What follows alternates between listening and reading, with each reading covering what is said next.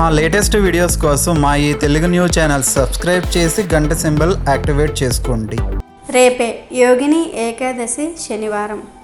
ఈరోజు ఇంట్లో ఆడవాళ్ళు ఈ కూర వండితే చాలు లక్ష్మీ నారాయణుల అనుగ్రహం కలుగుతుంది. సకల ఐశ్వర్యాలు సిద్ధిస్తాయి, ధన సమస్యలు తొలగిపోతాయి. ఈరోజు మర్చిపోకుండా ఈ కూరను వండి తింటే కోటి జన్మల పుణ్యం వస్తుంది. కష్టాలు బాధలు పోతాయి, అష్టైశ్వర్యాలు సిద్ధిస్తాయి. మీ దశ మారిపోతుంది, రాజయోగం పడుతుంది, పట్టిందల్లా బంగారంగా మారుతుంది. మీ జీవితం మారిపోతుంది. కాబట్టి ఈరోజు అందరూ కూడా గుర్తుపెట్టుకుని ఈ కూరను వండండి, ఈ కూరను తినండి. అలా తినటం వలన లక్ష్మీదేవి యొక్క అనుగ్రహం కలుగుతుంది. మీ శరీరానికి శక్తి వస్తుంది, తిరిగిలేని ఐశ్వర్యం వస్తుంది, అష్టైశ్వర్యాలు సిద్ధిస్తాయి. మరి ఎంతో పవిత్రమైన ఈ ఏకాదశి రోజు ఏ కూర తినాలి అనే విషయాన్ని ఇప్పుడు మనం ఈ వీడియోలో వివరంగా తెలుసుకుందాము. ఫ్రెండ్స్, ఫస్ట్ అయితే కామెంట్ బాక్స్లో ఓం నమో లక్ష్మీ నారాయణాయ అని కామెంట్ చేయండి. అలాగే ఈ వీడియోకి ఒక లైక్ కొట్టి మా ఛానల్ని సబ్స్క్రైబ్ చేసుకోవటం మర్చిపోవద్దు. హిందూ మతంలో ఏకాదశికి ప్రత్యేక ప్రాధాన్యత ఉంది. ఏకాదశి ప్రతి నెలలో 2 సార్లు వస్తుంది. మొదటిది కృష్ణపక్షంలో, రెండవది శుక్లపక్షంలో. జ్యేష్ఠమాసంలోని కృష్ణపక్షంలోని ఏకాదశి తిథిని యోగిని ఏకాదశి అంటారు. ఈ ఏకాదశి నాడు ఉపవాసం చేయటం వల్ల మోక్షం లభిస్తుందని, అనేక రకాల పాపాలు నశిస్తాయని శాస్త్రాలలో చెప్పబడింది. యోగిని ఏకాదశి చాలా ప్రత్యేకమైనది. యోగిని ఏకాదశి తర్వాత దేశ శయని ఏకాదశి అనగా తొలి ఏకాదశి జరుపుకుంటారు. దేవ శయని ఏకాదశి నుండి 24 నెలల పాటు విష్ణువు యోగనిద్రలోనికి వెళ్తాడు. అందుకే యోగిని ఏకాదశిని చాలా ముఖ్యమైనదిగా భావిస్తారు. యోగిని ఏకాదశి, నిర్జల ఏకాదశి, తొలి ఏకాదశి వంటి ముఖ్యమైన ఏకాదశుల మధ్యలో వస్తుంది. దీనివల్ల కూడా ఈ ఏకాదశి ప్రాముఖ్యత మరింత పెరిగింది. ఈ ఏకాదశి నాడు ఉపవాసం చేసి ఆ శ్రీహరిని ధ్యానిస్తే సర్వ పాపాలు తొలగిపోతాయి. 88,000 మంది బ్రాహ్మణులకు అన్నదానం చేసిన పుణ్యం లభిస్తుంది. అంతేకాదు యోగిని ఏకాదశి వ్రతం దీర్ఘకాలిక రోగాల బారి నుండి కాపాడుతుంది, చర్మ రోగాలను హరింపజేస్తుంది. యోగిని ఏకాదశి మహిమను స్వయంగా శ్రీకృష్ణుడే ధర్మరాజుకు చెప్పినట్లుగా బ్రహ్మ వైవర్త పురాణం చెప్తున్నది. ఒకసారి ధర్మరాజు శ్రీకృష్ణ భగవానుణ్ణి ఇలా అడిగాడు, కృష్ణ, జ్యేష్ఠ బహుళ ఏకాదశి పేరు ఏమిటి? ఆ ఏకాదశి కథ, వ్రత విధానం గురించి చెప్పండి అని ప్రార్థించాడు. దానికి శ్రీకృష్ణ భగవానుడు, ధర్మరాజా, జ్యేష్ఠ బహుళ ఏకాదశికి యోగిని ఏకాదశి అని పేరు. ఈ వ్రతాచరణతో సమస్త పాపాలు నశిస్తాయి. ఈ లోకంలో భోగములను ప్రసాదించి పరలోకంలో ముక్తిని ప్రసాదిస్తుంది ఈ వ్రతం. యోగిని ఏకాదశి ముల్లోకాలలోనూ ప్రసిద్ధమైంది. దీన్ని మహత్తు గురించి పురాణాలు విశేషంగా వర్ణించాయి. ఇందుకు సంబంధించిన కథను వివరిస్తాను, శ్రద్ధగా విను అని ఇలా చెప్పసాగాడు. రాజా, స్వర్గధామమైన అలకాపురి నగరాన్ని కుబేరుడు అనే యక్షపతి పరిపాలన చేస్తూ ఉండేవాడు. కుబేరుడు గొప్ప శివభక్తుడు. ప్రతిరోజు శివుణ్ణి అత్యంత భక్తిపూర్వకంగా పూజించేవాడు. అతనికి హేమమాలి అనే ఒక తోటమాలి పూజ కోసం పుష్పాలను తెచ్చి ఇస్తూ ఉండేవాడు. ఆ మాలికి అత్యంత సౌందర్యవతి అయిన భార్య ఉండేది. పేరు విశాలాక్షి. ఒక రోజున అతడు మానస సరోవరం నుండి పువ్వులు తీసుకుని ఇంటికి వచ్చాడు. వాటిని యక్షపతి పూజా మందిరానికి తీసుకువెళ్ళాలి. కానీ మాలి తన భార్య తీరును చూసి కామాసక్తుడయ్యాడు. ఆ ఇద్దరు సరస సల్లాపాల్లో మునిగిపోయారు. దాంతో కుబేరుడు పూజా సమయానికి పూలను తీసుకువెళ్లాలనే సంగతిని మాలి మరిచిపోయాడు. సమయం మధ్యాహ్నమైన పుష్పాలు అందకపోవటంతో యక్షపతి కుబేరుడు హేమమాలి కోసమై ఎదురు చూస్తూ ఉన్నాడు. చివరికి కుబేరుడు దూతలను పిలిచి వెంటనే వెళ్ళి హేమమాలి సకాలంలో పూజకు పుష్పాలు ఎందుకు తేలేదో, దానికి గల కారణమేమిటో తెలుసుకురమ్మని ఆజ్ఞాపించాడు. యక్షులు హేమమాలి ఇంటికి వెళ్ళారు. అక్కడ మాలి దంపతులు సరస సల్లాపాల్లో మునిగిపోవటం చూశారు. తిరిగి రాజు దగ్గరకు వెళ్ళి తాము చూసింది చెప్పారు. మహారాజా, మాలి మహాపాపి, అతి కాముకుడు. కర్తవ్యాన్ని విస్మరించి భార్యతో కామ కల్లాపాలు సాగిస్తూ ఉన్నాడు అని దూతలు చెప్పిన సమాచారం విని కుబేరుడు క్రుద్ధుడై వెంటనే తన సైనికులను పంపి మాలిని రాజమందిరానికి పిలిపించాడు. హేమమాలి భయంతో వణుకుతూ వచ్చి కుబేరుడు ముందు నిల్చున్నాడు. అతన్ని చూసి కుబేరుడు హద్దుల్లేని కోపానికి లోనై శపించాడు. ఓరీ పాపి, నీచుడా, కాముకుడా, నీవు పరమ పూజనీయుడైన శివ భగవానుని తిరస్కరించావు. ఈరోజు నా పూజకు పుష్పాలు అందించకుండా ఆటంకపరిచావు. పూల గొప్పతనం నీకు తెలియదు. ఇది ఒక మహా అపరాధం. ఆ క్షణమే నీ భార్యతో నీకు వియోగం సంభవించుగాక. మనుష్యలోకానికి వెళ్ళి కుష్టివ్యాధితో అష్టకష్టాలు అనుభవిస్తావు అని శపించాడు. కుబేరుని శాప ఫలితంగా హేమమాలి స్వర్గధామమైన అలకాపురి నుండి భూలోకంలో పడ్డాడు. చేత కుష్టి పీడితుడయ్యాడు. కష్టాలతో కాలం వెల్లదీస్తున్నాడు. మాలి భార్య కూడా భూతకాలానికి వచ్చి దుఃఖసాగరంలో మునిగింది. భయంకరమైన అడవిలో అన్న పానాదులు మాని నిద్రలేక తిరుగుతోంది. వ్యాధి తీవ్రమై మాలి శరీరం దుర్గంధమైపోయింది. అయితే మాలి అంతఃకరణం శుద్ధమైనది. గొప్ప రాజభక్తుడు, దైవభక్తుడు, బుద్ధిమంతుడు. అందువల్ల పూర్వజన్మ స్మృతి జ్ఞానం ఉంది. దాంతో మాలి తన తప్పును తెలుసుకున్నాడు. శాప విముక్తికి తగిన ప్రాయశ్చిత్తం తెలుసుకోవాలనే తపనతో మాలి హరిద్వారంలో గంగా స్నానం చేశాడు. ఎక్కడి నుంచో తేనెటీగలు వచ్చి అతన్ని ముట్టడించాయి. అవి అతడిని విడిచిపెట్టలేదు. చివరికి మాలి పవిత్రమైన ఉత్తరాఖండానికి చేరుకుని దేవప్రయాగకు వెళ్తూ యమునోత్రి తీరానికి చేరాడు. అక్కడ ఉన్న చిరంజీవి మార్కండేయ మహర్షి ఆశ్రమానికి హేమమాలి చేరుకున్నాడు. మహర్షి దర్శనంతో మాలిని పీడిస్తున్న తేనెటీగలు మాయమయ్యాయి. తాను చేసిన అపరాధం గురించి మాలి దాపరికం లేకుండా పూర్తిగా మహర్షికి వివరించాడు. స్వామి, దయతో ఈ శాపం నుండి విముక్తి ప్రసాదించండి అని ప్రార్థించాడు. మార్కండేయ మహర్షి మాలిని అనుగ్రహించాడు. నీవు ఏదీ దాచకుండా జరిగింది చెప్పావు గనుక ఈ శాపం నుండి నీకు విముక్తిని ఇవ్వగలిగే వ్రతం గురించి చెప్తాను. జ్యేష్ఠ మాసం కృష్ణపక్షంలో వచ్చే యోగిని ఏకాదశి వ్రతాన్ని నీవు చక్కగా ఆచరించగలిగితే నీ సమస్త పాపాలు నశిస్తాయి. శాపం తొలగిపోతుంది. నీకు మళ్ళీ పూర్వ రూపం లభిస్తుంది అన్నాడు మునీశ్వరుడు. ఆ మాటలను విన్న హేమమాలి కృతజ్ఞతతో మార్కండేయుడికి సాష్టాంగ దండ ప్రణామం చేశాడు. మహర్షి ప్రేమతో మాలిని లేవనెత్తి ఆశీర్వదించి యోగిని ఏకాదశి వ్రత విధానాన్ని తెలియజేశాడు. మహర్షి ఆదేశాన్ని అనుసరించి హేమమాలి యోగిని ఏకాదశి వ్రతాన్ని నియమనిష్టలతో ఆచరించాడు. వ్రత ప్రభావంతో మాలిని శాప విముక్తుడై తన దివ్య స్వరూపాన్ని పొందాడు. తరువాత అడవిలో తిరుగుతున్న అతని భార్య కూడా అతన్ని సమీపించింది. దంపతులు ఆనందంతో తిరిగి తమ లోకాన్ని చేరుకున్నారు. కాబట్టి ధర్మరాజా, యోగిని ఏకాదశి వ్రతం అనేక యజ్ఞాల ఫలాన్ని ప్రసాదిస్తుంది. 88,000 బ్రాహ్మణులకు భోజనం పెట్టిన ఫలంతో సమానమైనది. ఈ వ్రతం సమస్త పాపాలను తొలగిస్తుంది. ముఖ్యంగా ఈ వ్రతం పాటించటం వల్ల ఎటువంటి చర్మ వ్యాధులు ఉన్నా కూడా నివారింపబడతాయి. ముఖ్యంగా కుష్ఠవ్యాధి నివారణ అయి పూర్తి ఆరోగ్యం చేకూరుతుంది. అంత్యకాలంలో స్వర్గలోక ప్రాప్తిని కలిగిస్తుంది అని శ్రీకృష్ణుడు ధర్మరాజుతో చెప్పాడు. ఇక ఎంతో పవిత్రమైన ఈ ఏకాదశి రోజున చిక్కుడుకాయ మరియు బీరకాయ ఈ రెండిటిల్లో ఏ కూరను వండినా లక్ష్మీ నారాయణుల అనుగ్రహం లభిస్తుంది. చిక్కుడుకాయ అంటే గోరు చిక్కుడుకాయ, మామూలు చిక్కుడుకాయ కాదు. ఈరోజు ఈ 2 కూరలను తింటే చాలా మంచిదని శాస్త్రాలు చెప్తూ ఉన్నాయి. బీరకాయ, గోరు చిక్కుడుకాయ ఈ 2 కూరలను తినాలి.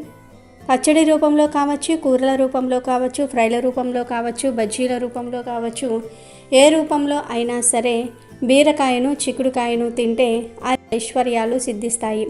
కోటి జన్మల పుణ్యం వస్తుంది. కష్టాలు సమస్యలు పోతాయి. ఈరోజు బీరకాయను గోరు చిక్కుడుకాయను ఏ రూపంలో తిన్నా దరిద్రాలు పోతాయి, ధన సమస్యలు పోతాయి.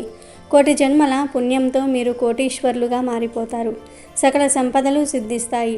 ఈ ఏకాదశి రోజు ఈ కూరలు తింటే పట్టిందల్లా బంగారం అవుతుంది, రాజయోగం పడుతుందని శాస్త్రాలు చెప్తూ ఉన్నాయి. కనుక ఈరోజు ఆడవారు ఇంట్లో ఈ కూరలను వండండి.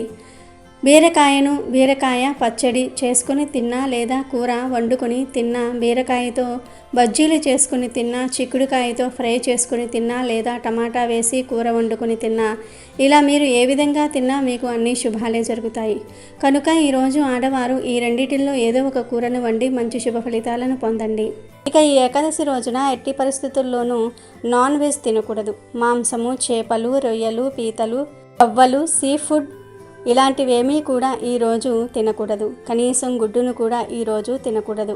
ఎవ్వరూ ఈరోజు మాంసం కూరను వండకూడదు. ఇంట్లో అనే కాదు, మీరు బయటకు వెళ్ళినప్పుడు నూడిల్స్ వాళ్ళ దగ్గర ఎక్కడా కూడా నాన్ వెజ్ తినవద్దు. నాన్ వెజ్ జోలికి వెళ్ళొద్దు. బిర్యానీలు, ఫ్రైడ్ రైస్లు, నూడిల్స్, చికెన్ పకోడీలు, చికెన్ జాయింట్స్, పిజ్జాలు, బర్గర్లు ఇలా ఏ రూపంలోనూ కూడా నాన్ వెజ్ తినవద్దు. కాదని తింటే సకల దేవతల ఆగ్రహానికి గురి అవుతారు, మహాపాపం తగులుతుంది.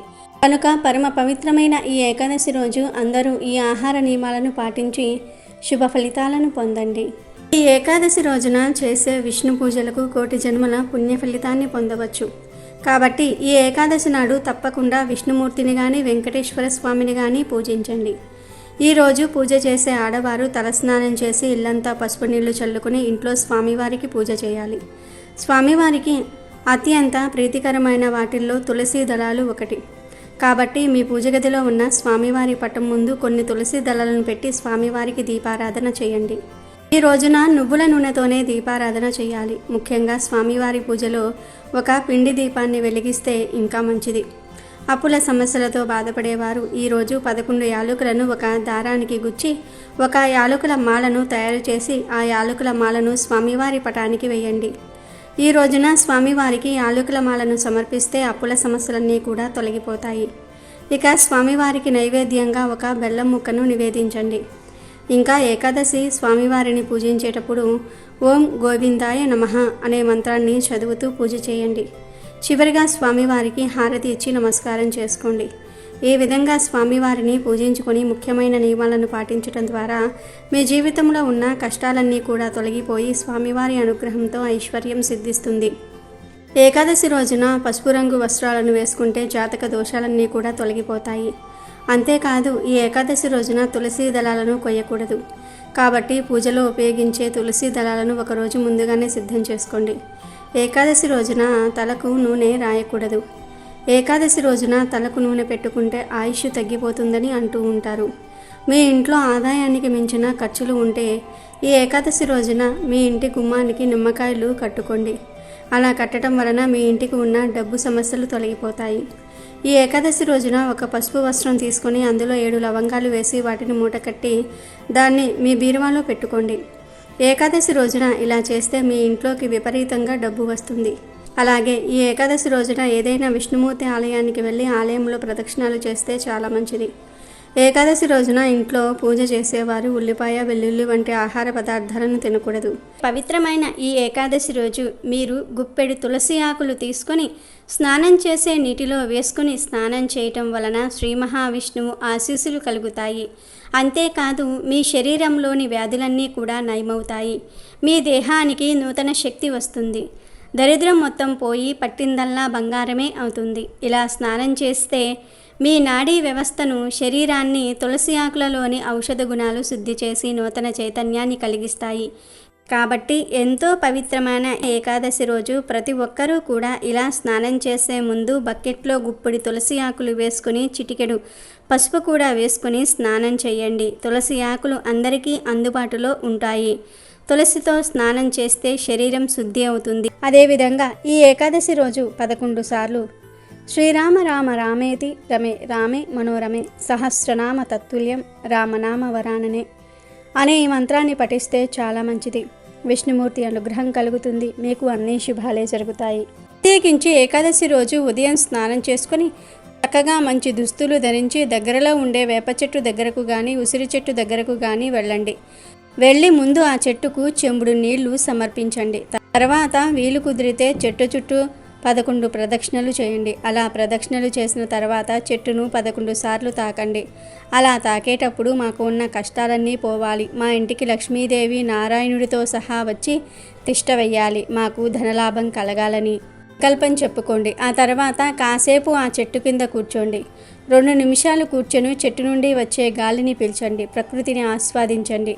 ఇలా ఎప్పుడో ఒకసారి అయినా సరే ప్రకృతితో సమయం గడిపితే మనసుకు చాలా ప్రశాంతంగా ఉంటుంది. దాని వలన చాలా రకాల రోగాలు పోతాయి. ముఖ్యంగా ఏకాదశి రోజు వేప చెట్టును లేదా ఉసిరి చెట్టును తాకితే లక్ష్మీదేవి అనుగ్రహం, విష్ణుమూర్తి అనుగ్రహం కలుగుతుంది. చాలా మంచి జరుగుతుంది. ఉసిరి చెట్టును శ్రీ మహావిష్ణువు స్వరూపంగా భావిస్తారు. ఉసిరిక లక్ష్మీదేవికి ఎంతో ఇష్టమైనది. ఈ చెట్టును శ్రీ మహావిష్ణువు రూపంలో ఎక్కువగా ఆరాధిస్తూ ఉంటారు. ఉసిరికాయల మీద ఒత్తులు పెట్టి వెలిగించే సాంప్రదాయం కూడా ఉంది. ఉసిరి చెట్టులో ఎన్నో ఔషధ గుణాలు ఉన్నాయి. ఆయుర్వేదంలో వాడే ప్రసిద్ధ ఔషధమైన త్రిఫల చూర్ణంలో ఉసిరి పొడి కూడా ఒక భాగం. ఉసిరి చెట్టును పూజిస్తే సమస్త విష్ణు క్షేత్రములయందు విష్ణు పూజ చేసిన ఫలం లభిస్తుంది. ఉసిరి చెట్టు అంటే విష్ణువు ఒక్కడికే కాదు, శివుడికి కూడా చాలా ఇష్టం. పూర్వం శ్రీ లక్ష్మీదేవి భూమిపైకి వచ్చింది. ఆ సమయంలో శివకేశవులను పూజించాలనుకుంది.